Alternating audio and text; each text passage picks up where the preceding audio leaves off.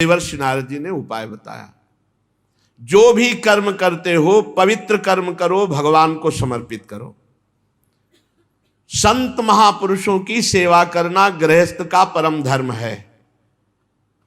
आपके पास बिल्कुल नहीं है, कुछ नहीं है, तो एक दिन का भोजन छोड़ दीजिए, उपवास कर लीजिए, आप किसी संत को पवा दीजिए। 2-4 महीने में इतना अर्थ एकत्रित कर लीजिए कि आप समीप के तीर्थ स्थान में जा सके और वहां भगवत चर्चा सुने, सत्संग सुने। सत्संग से विवेक उत्पन्न होता है और विवेक से घर परिवार की आसक्ति नष्ट होती है, और आसक्ति क्षीण होने पर यह दृढ़ निश्चय होने लगता है कि सब कुछ छूट जाएगा, तो जीवन का परम लक्ष्य है भगवत प्राप्ति।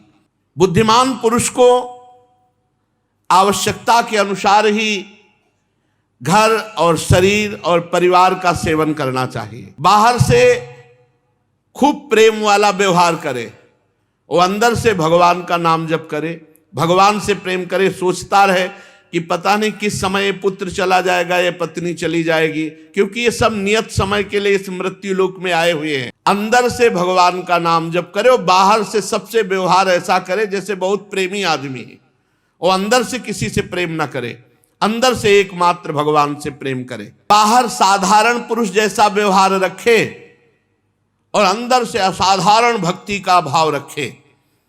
माता पिता भाई बंधु पुत्र मित्र जाति वाले रिश्तेदार नातेदार, ये सबसे प्रेम करे, ममता किसी से ना करे।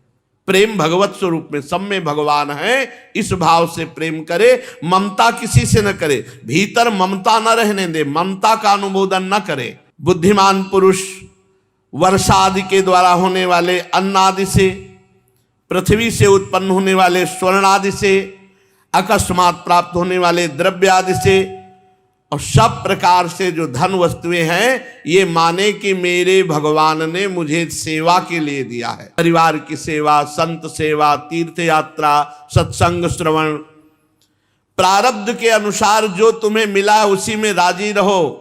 अरबपति बनने की चिंता मत करो, नहीं तो परेशान हो जाओगे, अधर्म में रति हो जाएगी और आपका चैन शांति ये सब खो जाएगा। जितना प्रभु ने दिया है उतने में ही हमारा काम चल जाए। जथा लाभ संतोष सदा काहू सो कछु न चाहोगो। कैसे गृहस्थ को भगवत प्राप्ति हो जाती है?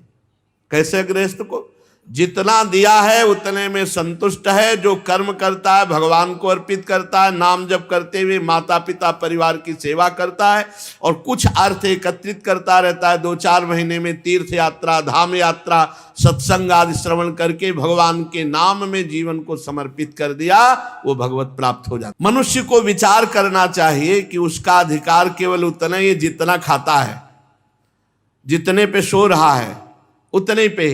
बहुत धनी बनने की चिंता न करे। लोग जितना है उस पे संतुष्ट नहीं है, इसीलिए अशांत हैं, चिंतित हैं, इसीलिए अधर्माचरण पापाचरण बन जाता है। जो ये विचार करता है कि मेरे पास सारी वस्तुएं सेवा के लिए हैं, जितना धन दिया जितनी वस्तुएं हैं वो पर उपकार के लिए है, सेवा के लिए। अपने शरीर की भी सेवा, शरीर संबंधियों की सेवा और अन्य जनों की सेवा, इसी सेवा रूपी परम धर्म से गृहस्थ भगवान को प्राप्त करता है। मनुष्य जब अधिकार से अधिक भोगने की चेष्टा करता है तब पाप कर्म बनता है। हरिन, ऊंट, गधा, बंदर, चूहा, रेंगने वाले सांप, पक्षी, मधुमक्खी, ये जितने जीव हैं इनका कभी अहित ना करे, इनको कभी मारे ना। अरे सांप है, अरे ये है, नहीं। इनका स्वभाव भगवान ने रचा है, ये प्रकृति में उद्दंडता करेंगे। जैसे बंदर है वो अपने तो आप उसको मारिए मत, आप उसको पीड़ा मत पहुंचाइए, हटा दीजिए। ऐसे सांप है, बिच्छू है, छिपकली है, इनको हटा दीजिए। मच्छर है, हटा दीजिए। आप मच्छर वाली जाली लगा के सो जाइए, लेकिन मारिए मत। शास्त्र आज्ञा करता है कि गृहस्थ धर्म में इन जीवों को मारे नहीं। और प्रायः लोग मारते हैं, अपराध कर देते हैं। पता नहीं कौन जीव कर्म के अनुसार सांप बना है, आप उसे मार दिए तो वो कर्म सहित पाप तुम्हारे ऊपर लगेगा, भोगोगे फिर। ऐसे बहुत जीवों की हत्या लोग करते रहते, देखते ही मार देते हैं। अरे कौन सा महात्मा किस रूप में रह रहा, अपने कर्म का भोग भोग रहा है, आप उसे मार दिए देख करके। तो अपने जीवन में, गृहस्थ आश्रम में ये सब जीव उनके आसपास रहते हैं। अब जैसे खेत में काम कर रहे, सांप निकल आया, बिच्छू निकल आई, बिस्खापर निकल आई, अब खेत में नुकसान पहुंचा रहे, चूहा है, बंदर है, बहुत से ऐसे जीव हैं। तो जो तुम पाप कर्म खेती में हो जाते हैं, जैसे हल जोत रहे हैं, फावड़ा चला रहे हैं, जीव कट जाते हैं, तो ये जो जीव नुकसान करते हैं उससे सारे पाप नष्ट हो जाते हैं। हम हटा दें, किसी जीव को मारे ना, ये सावधानी बता रहे हैं गृहस्थ धर्म के लिए। गृहस्थ मनुष्य को बड़ा कष्ट उठा करके अपने धर्म का पालन करना, परिवार का पोषण करना, उसमें जो नाम जप कर रहा है वो बड़ा सौभाग्यशाली है। गृहस्थ धर्म में बहुत से काम हैं, बहुत सी झंझटें, गृह कारज नाना जंजाला, ते अति दुर्गम शैल विशाला, वो पहाड़ के पहाड़ जैसे चिंताएं हैं। उस समय वो भजन कर रहा है, वो ऐसे समय में भजन कर रहा है कि उसको लाखों चिंताएं हैं, इसीलिए उसका भजन उसे भगवत प्राप्ति करा देता है। भोग भोगते हुए भी नहीं, भोगों का सेवन करने वाला भगवत प्राप्त नहीं होता, पर गृहस्थ हो जाता है। क्यों? वो साधु सेवा करता है, ऐसे गृह कार्य में लगे होने पर भी तीर्थ याटन करता है, ऐसे गृह कार्य में लगे होने पर भी नाम जप करता है। गृहस्थ को चाहिए कि सबका हिस्सा बांट करके ही स्वयं उपभोग करे। जो घर का मालिक है उसे चाहिए कि सबका भोजन व्यवस्था करके फिर स्वयं भोजन। ऐसा नहीं आप अच्छे अच्छे पदार्थ पा लिए, बच्चों को, रोगी को, बूढ़े जनों को, नौकरों को आप निकृष्ट, ऐसा नहीं। पहले उनको पवाओ और फिर आप अपने लिए व्यवस्था करो। मुखिया मुख सो चाहिए, खान पान सो एक। खान पान एक जैसा होना चाहिए सबके लिए। अगर खान पान में बर्ताव करोगे तो अपराध बन जाएगा। भेदभाव का बर्ताव कि आप तो हलवा पा रहे हो, बूढ़े को बासी रोटी भेज दी, नौकर को बचा हुआ अन्न दे, ऐसे नहीं। नौकर को, बेटे को, बूढ़े को, रोगी को, अतिथि को समान भाव से सेवन करें। वही जो हम पाएंगे वही दूसरों को पवाएंगे।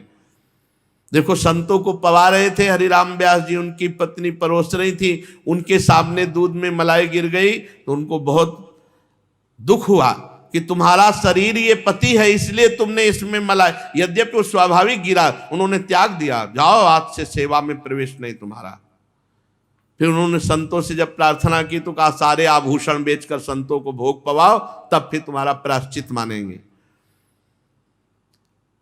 कुछ लोग अज्ञानी जन हैं कि स्त्री पुत्र में इतने आसक्त हो जाते हैं कि तीर्थयाटन, धर्म कार्य, भजन ये सब भूल जाते हैं। बस कमाओ, भोग भोगो, खाओ पियो, रुपया बैंक बैलेंस, यही जीवन है वो समझते हैं। फिर ऐसे लोगों का जो ज्ञान है वो उनको बहुत दुर्गति में डालता है, बस इतना ही ज्ञान रह जाता है। इसलिए गृहस्थ में बहुत जरूरी है सत्संग, बहुत जरूरी है अध्यात्म, बहुत जरूरी है नाम जप, बहुत जरूरी है भगवान की शरणागति। यहां तक कि उनकी इतनी बुद्धि भ्रष्ट हो जाती है कि वो अपने माँ बाप, इन पूज्य जनों को भी मारते हैं और मार डालते हैं। देवर्षिनाथ जी कह रहे हैं, जयहार्थे यदर्थे स्वा प्राणान हन्याद वा पितरम गुरुम तस्याम स्वत्वम स्त्रियाम जयहाद यस्तेन हृजितो जिता। ये अजितेंद्री लोग स्त्री भोग में इतने आसक्त हो जाते हैं कि जैसी सलाह दे बस वैसे ही करना। वो अपने माँ बाप को भी मारते हैं और माँ बाप को मार डालते हैं। देवर्षि नारद जी कह रहे हैं स्वाप्राणन हन्याद वा पितरम गुरुम, यहां तक कि अपने गुरुजनों को भी वो मार डालते हैं, गुरुजनों को भी वो मारते हैं। गुरु जहर दे दिया, कितनी जगह ऐसे आता है। जो चतुर सुजान हैं वो सबको भगवत भाव से प्यार करते हैं, पर स्त्री पुत्र आदि में ममता नहीं रखते, वही नित्य विजयी भगवान अजित को प्राप्त होते हैं। वो गृहस्थ होते हुए भी भगवान को प्राप्त होते हैं। यह शरीर अंत में गाड़ दिया गया तो कीड़ा बन जाएगा, फेंक दिया गया तो पक्षी आदि खा के विष्ठा बना देंगे, आग लगा दिया गया तो राख की ढेरी हो जाएगा। क्रमिविड भस्म निष्ठांतम क्वेदम तुच्छम कलेवरम, ये तुच्छ शरीर है, इसकी आसक्ति और ऊपर से स्त्री की आसक्ति, ऊपर से पुत्र की ममता, वो ढक करके आत्मज्ञान से रहित होकर के जीव पूरा जीवन नष्ट कर देता है। गृहस्थ को चाहिए कि प्रारब्ध से प्राप्त जो भी वस्तु है, पंच यज्ञ किए बिना अन्न न खाए। चलो हम कह रहे हैं तुम्हें ज्ञान नहीं है हवन करने का, तो एक रोटी गाय को निकाल दो, एक रोटी में कौआ चिड़िया आदि को पवा दो, 5 ऐसे आहुति के लिए 5 कवल निकाल करके जरा सा घी और चीनी लगा करके आग में भगवान का नाम लेते हुए ही अर्पित कर दो। अग्नि भगवान का स्वरूप है, तभी तो सब पवित्र। अस्पताल में केवल डॉक्टर बैठे रहते थे, जब स्कूल जाते थे तो देखते थे हाथ वाला पंखा नौकर कर रहा है अच्छे से, और वो कुर्सी में बैठे हुए हैं, कोई मरीज नहीं दिखाई देता था। सरकारी अस्पताल रास्ते में पड़ता था। और अब तो अस्पताल में आप चले जाइए तो बाजार सी लगी, भीड़ ही भीड़ लगी। क्यों? क्योंकि सब धर्म विरुद्ध आहार विहार आचरण, तो शरीर रोग ग्रसित।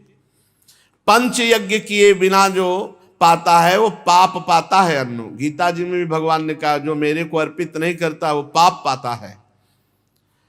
कौन रोज गाय को रोटी निकालता है, कौन पक्षियों को डालता है, कौन 5 आहुति अग्नि में करता है, कौन अतिथि को पवाता है, कौन संत महात्माओं की तरफ, जो ऐसा करता है वो धर्मात्मा है। जो नाम जप करता है और ऐसे आचरण करता है भगवान को प्राप्त होता है। जो बुद्धिमान पुरुष हो उसे ये जरूर करना चाहिए। रोटी बने तो पहले गाय को निकालो, भगवान को भोग लगाओ, अग्नि देवता में 5 आहुति करो, कौआ चिड़िया कुत्ता इनके लिए निकाल दो। ये अधिकार है गृहस्थ का, इसको करना पड़ता है, नहीं तो पाप होता है वो अन्न जो बिना अर्पित किए पाया जाए। गृहस्थ आश्रम को चाहिए कि देवता ऋषि मनुष्य पितर इनको अर्पित करे, क्योंकि अधिकार है गृहस्थी में। बिना इनका पूजन किए वो आत्म तत्व को कैसे प्राप्त होगा? प्रतिदिन देवताओं का पूजन करे। कोई ऐसा गांव में नहीं था जो जल न चढ़ाता हो सूर्य भगवान को। नहा धो के सब, कुछ नहीं आता तो जय सूरज भगवान, ऐसे जल चढ़ा रहे। हाँ, अब जल क्या चढ़ावे, 9 बजे तक तो सो रहे हैं, सूरज भगवान देख रहे, सो रहे हैं। ये सो क्या रहे, अपने जीवन को खो रहे हैं। ये बहुत गलत चल गया है, बहुत गलत। गांव में प्रभात फेरी 4 बजे होती थी भैया, 4 बजे 10-20 लोग गांव के नाम कीर्तन करते हुए, ढोल बजाते हुए सब जग जाते थे। कितना पवित्र था। शाम के टिम टिम टिम दीपक या लालटेन जल रही, उसी में रामायण हो रही, 10-20 बूढ़े लोग बैठे, अपने लोगों को सबको बैठा ला जाए, चलो रामायण हो रही, बैठो चल के, श्री राम जय जय राम कीर्तन करवाए, 5-10 मिनट रामायण हुई, भागवत हुई, कितने बढ़िया मंगलमय। अब तो मोबाइल से फुर्सत नहीं है, तो कीर्तन कब करें और कब पाठ करें, मोबाइल में सब कुछ है। देवता महात्मा ऋषिगण और अन्य जीवों की उपासना करना ये गृहस्थ के लिए परम कर्तव्य है। दरवाजे में निकले, देखे कोई अतिथि तो नहीं, कोई संत महात्मा तो नहीं, गाय कुत्ता चिड़िया पशु पक्षियों के लिए अन्न निकाल दिया। फिर अपने अधिकार के अनुसार यदि यज्ञ के बाद प्रसाद पाया जाए तो यज्ञ भोक्ता भगवान तृप्त होते हैं उससे।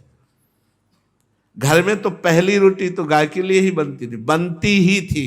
दूसरी भोग की थाल वो बन करके रखी रहती थी, बाद में पवाई जाती थी। पहले ठाकुर जी को भोग लगेगा, फिर बाद में गाय को जाएगा। फिर उसमें से एक रोटी के टुकड़े करके छप्पर छत में डाल दिए जाते थे कि कौआ चिड़िया, और रोज आ जाते थे, उनका नियम था। अगर लेट हो जाए तो काँव काँव करने लगते थे, क्योंकि वो सब भगवत स्वरूप है।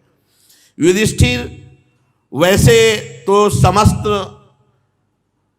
प्राणी भगवान के ही स्वरूप हैं, परंतु भगवत भक्तों के मुख में, ब्रह्म ऋषियों के मुख में अर्पित किया हुआ जो अन्न है वो साक्षात भगवान पाते हैं, किसी संत महात्मा भगवान के भक्त को।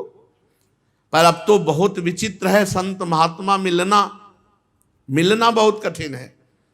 आज मतलब सांप्रदायिक आचार्य परंपरा से मंत्र दीक्षा वैष्णव या सन्यास बड़े विचित्र, कहीं कोई बिरला ही मिलता है, नहीं तो अब जो मन आवे जो करे। कोई टकसाल तो है नहीं, जो पूज्य श्री गोरेदाव जी के भी महाराज जी आए तो वो यही कहते कि बाबा टकसाल तो है नहीं कि अब पूछी जाए, और पूछी जाए तो उनमें सैकड़ों में से ऐसे 2-4 निकलेंगे।